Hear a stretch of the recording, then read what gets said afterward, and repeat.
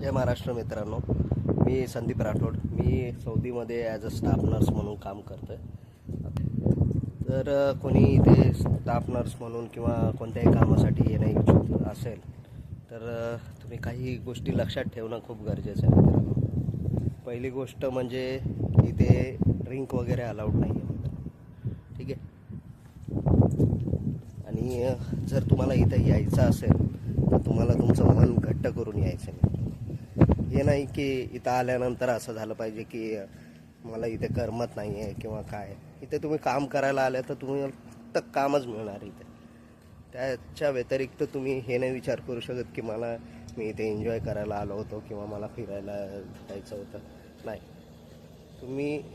तुम्हाला ज्या कंपनीने हायर केलेले आहे ती कंपनी तुम्हाला फक्त तुमचं कामच करून घ्या. त्यामुळे एवढा विचार करून या. जर पैसे देतात हे लोक तर मग ते कामच करून घेणार, ठीक आहे. त्यानंतर मग इथे फिरण्याला या सगळ्या गोष्टींना रिस्ट्रिक्शन आहे.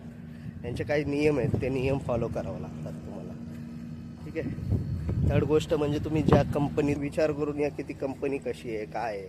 जर ती कंपनी चांगली असेल, नामवंत असेल तर मग त्याच्यामध्ये या. नाही तर काही कंपनी अशा असतात त्या तुम्हाला फसवतात, बोलवतात इकडे